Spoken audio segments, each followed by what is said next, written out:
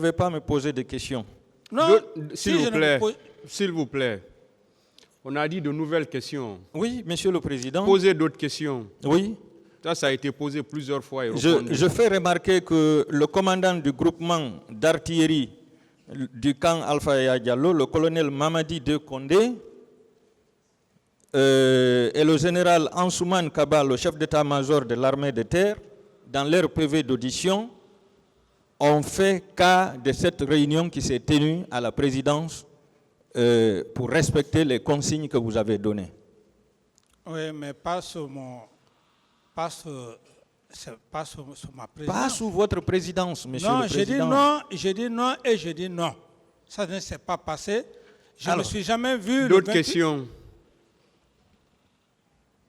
Est-ce que vous êtes quand même d'accord que vous l'aviez donné cet ordre le 28 septembre? Non, je n'ai donné aucun ordre, maître. Sur le casernement? Aucun ordre? J'en ai déjà parlé, maître. Je ne vais plus répondre à cette question.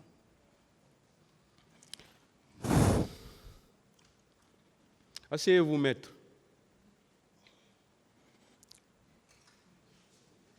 Alors, nous, de la partie civile, à partir de ces procès-verbaux de déposition de témoins, pour nous, vous avez donné l'ordre de consigner tous les militaires. Alors, si cet ordre a été violé par la garde présidentielle qui relevait de vous, est-ce que vous savez que vous êtes la première autorité responsable de cette violation? Mais c'est de la bonne guerre. Vous avez tout à fait raison. C'est de la bonne guerre parce que vous dites que vous, la partie civile, mais vous avez toute la latitude de penser comme vous voulez. C'est votre droit, maître. C'est la raison fondamentale qui fait d'ailleurs que vous êtes là. Ce qui ne veut pas dire que votre raisonnement, votre analyse est la même chose que la mienne, ou tout au moins c'est à la cour d'apprécier, maître. D'accord.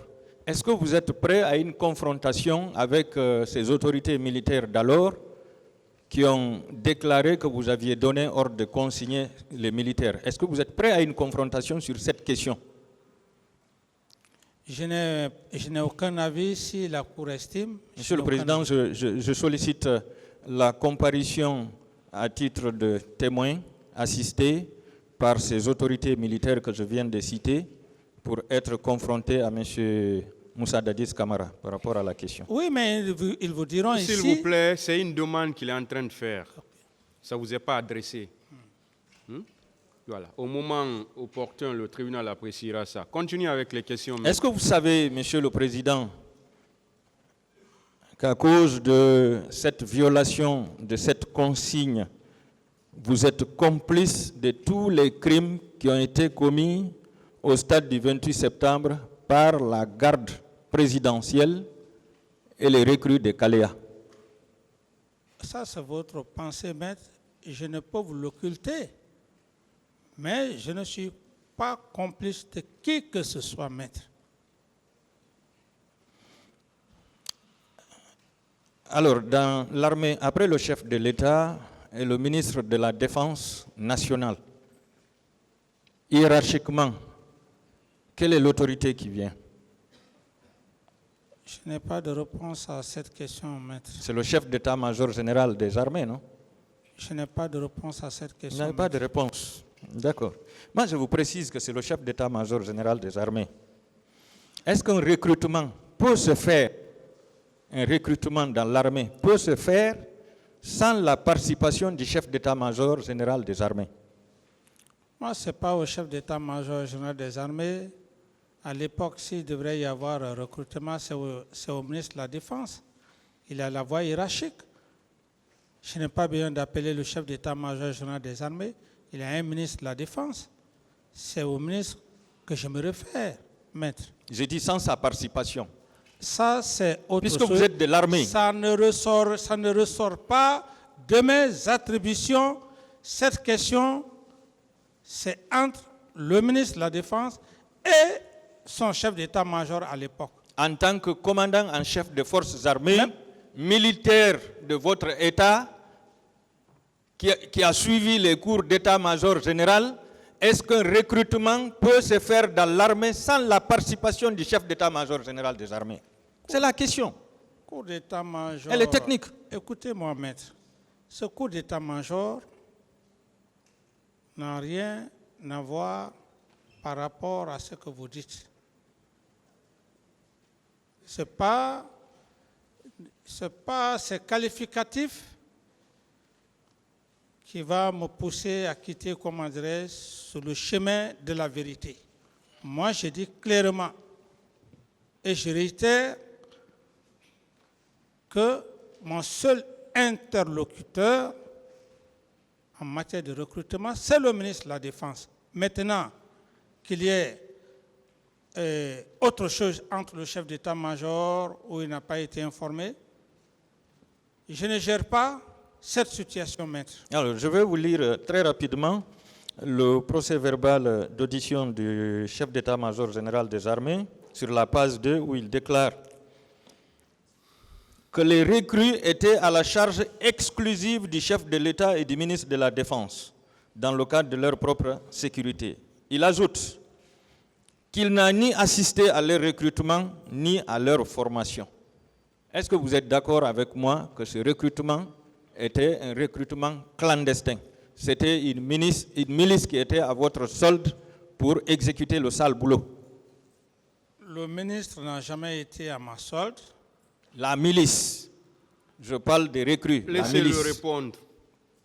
L'idée de milice que vous avancez, faites-moi sortir un seul élément ou un groupe de milices qui était à la solde de M. Camara. Autrement dit, si vous n'avez pas des preuves à date d'exhiber une des listes ou des éléments, je ne répondrai pas à cette question. Ça, c'est déjà passé et je continue toujours sur le chemin des événements du 28 septembre. Est-ce que vous savez que le témoignage est déjà une preuve? Témoignage ou pas témoignage, maître, j'estime que... Oui ou non? Preuve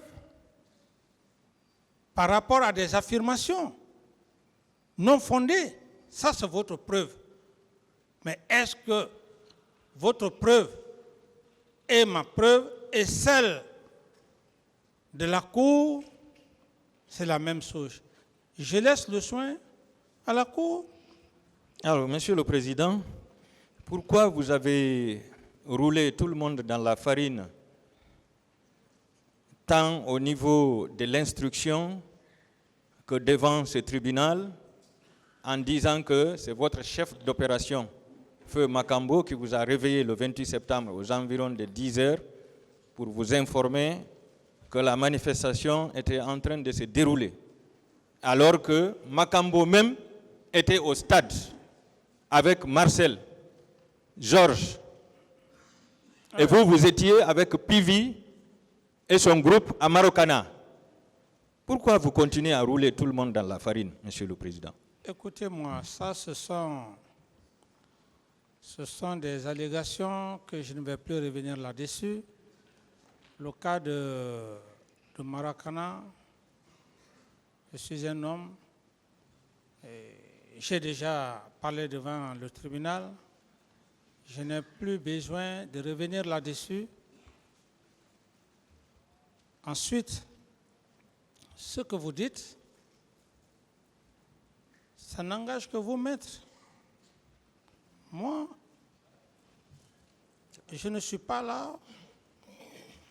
Peut-être vous pouvez dire que je suis en train de vous rouler dans la farine, mais je ne peux pas, je n'ai pas cette intelligence de rouler le tribunal dans la farine.